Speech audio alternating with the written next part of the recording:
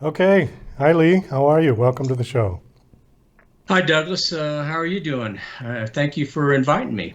Well, thank you for coming on. It's my pleasure. So, you are a published author, and I see that you've got a new book. I looked at your website. You've got a couple of other books on there, too. How many books do you have published at this point? Just the three. The first two were by another publisher, and the third one it makes is by a different publisher. So there's just three out there right now. I was reading over your bio, and I found it kind of interesting that your background is in engineering, right? Architectural and civil engineering. That's correct. Yeah, I was for my career, I was a structural engineer for close to 20 some odd years. My first degree, Bachelor of Science in Architectural Engineering at University of Colorado, and then a master's degree in civil engineering with a structural background at Colorado State University. The reason I bring that up and found it interesting was because I've done many, many interviews with all kinds of authors, everything from very famous, well known New York Times best-selling authors to unknown authors.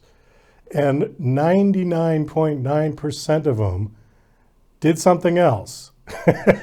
Yeah, surprise. Yeah, before they got serious and started publishing work.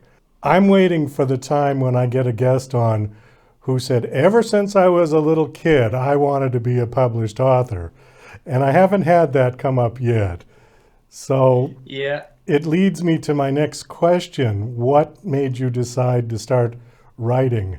I thought, towards the end of my career, when I was still working, I ran, I was a principal of my firm, and I thought, I am going to retire one of these days, and I ought to start maybe thinking of something else to do. So I thought to myself that, I've always admired authors. I've always admired novels. And I heard a statement that Dan Brown made way before he became the Dan Brown. He said he read a book by Sidney Sheldon, and I've read one or two of his books, and they're very simple. The writing is it's very simple. I don't know if you've ever read one of his, and Dan said, well, if he can do it, I can do it. And obviously he did it.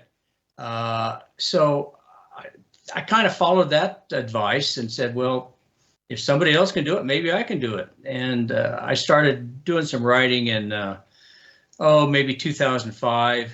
And I was obviously still working and just kept doing that for a while. And then when I retired, I was able to find the time to continue it a little further and had more time to devote to it. So that's where we are today. Was it the prospects of having all that extra time due to retirement what sort of inspired you, or was it really more of, like you said, well, if they can do it, I can do it? That was more of that. Yeah, I Yeah. think, sure, you're retired, you think you got more time, but you don't. Life gets in your way, obviously. But, when I was still working, I wrote in the evenings. And now with it seems it's hard for me to do that for some reason. So my writing schedule is it's varied. It's whenever I do have some free time, I will sit down and try to scribble some things down. But the being whether I was working or not working, I don't think there's much difference as to really the I lie on that. I put my output is much better now that I'm not working, but the thought of getting down, sitting down, and doing something, whether I was working or not working, it's all the same. Do you have a regular schedule for writing? In other words, do you get up every morning and start at 9 o'clock, or you just do it when the mood strikes you? I think it's more when the mood strikes me, and I think it's where I'm at on a project like this last book.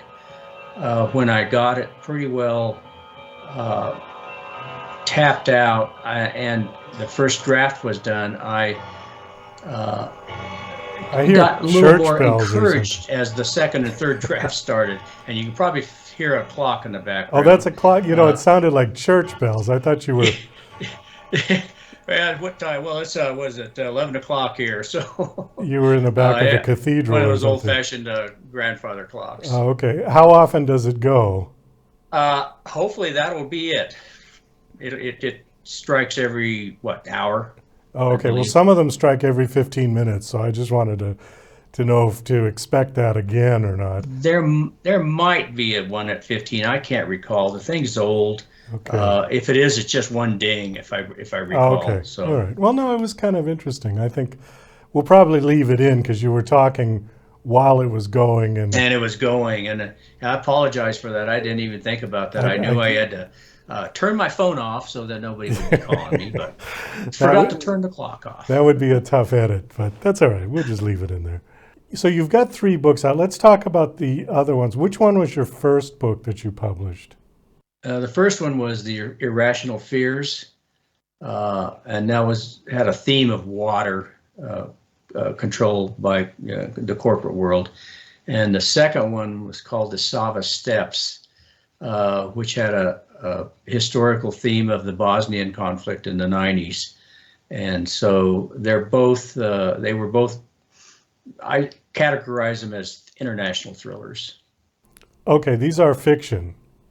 They are fiction. Yes, they are. Uh-huh. Okay, do you have a central character that's running through all of your books, or are they all completely different standalone? Well, yeah, the very first one, I had written a book earlier with the same character that's in the first book, and that one never made it anywhere. No, both these are standalones. They both do have women protagonists in them, but they're not related. They're not, so they are standalones totally.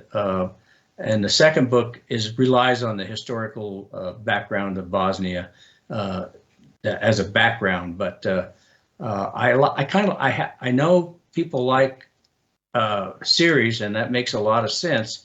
But I've just never I never thought that I could continue these characters unless I had such success with them that they would like to see them again. So I've kept to the standalone model. Has your publisher requested you to do a part 2 or a episode 2 of any of your books at this point? No, they haven't. No, they haven't. Okay, because that's typically what they like. Yeah, if, exactly. Yeah. Who would you compare yourself to in terms of your writing style or storytelling style? Do you have somebody? Well, the first 2 books, I was very much of a fan of Steve Berry, who does a lot of thrillers based on historical incidents, and I kind of enjoyed his writing style. And then I got to know Douglas Preston, who I like. I read a lot of their work, Preston and Childs, and so I kind of follow along. I think their style more than anybody else. So their writing is, I mean, they're so prolific. I cannot. Of course, there's 2 of them. That helps. But their style is pretty good. But they they do a lot of series, with the Pendergast novels and some of the others. So, but I enjoy reading them, and I enjoy following what they do. Hopefully, I think I've learned a lot from both Steve Berry and Douglas Preston.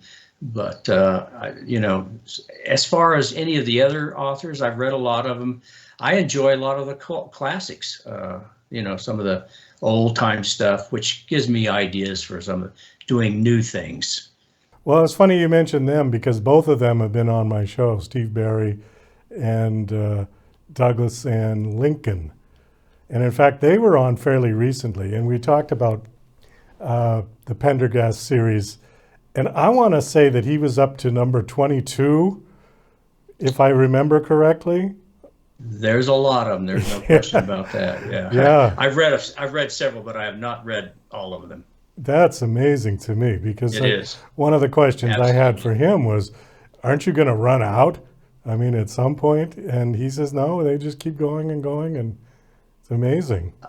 I don't know how they do it. I Yeah, really don't I know how don't they do either. it. I know there's two of them, but my gosh, and then of course, Douglas also does some individual work himself. So I don't think they have time to do anything else. Writing is their life. There's no question about that. So your latest book, The Salvation of Henry Maxwell, I see it there behind you. Why don't you give us Hmm. an overview of it, just a quick synopsis of it? It's a novel that captures the essence of a man who's struggling with long-term grief. And he was a former horror movie actor from the 60s, kind of like Vincent Price. I think we all remember him. And so he was in all those Gothic movies back then. He became very well known, very famous. Was competing against Vincent, and his wife died suddenly back when he was filming a movie, and he walked off the set. He couldn't continue.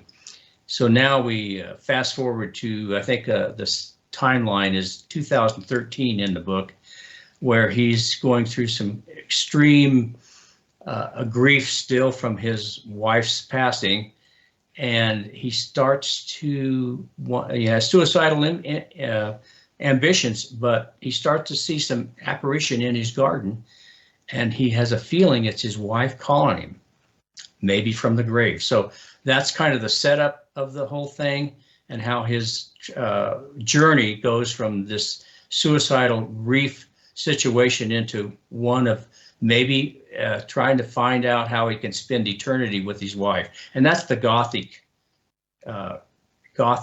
part of the story.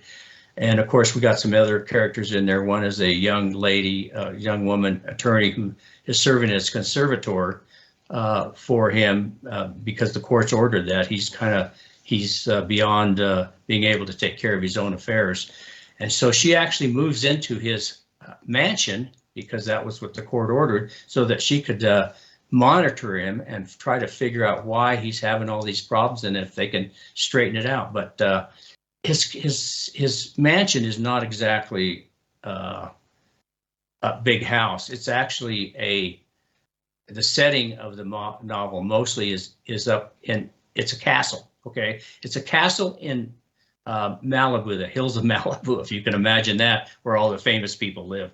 So that's kind of the setting, and it's really kind of mimics his grief, it mimics his sadness, and he eventually takes this journey into salvation at the end.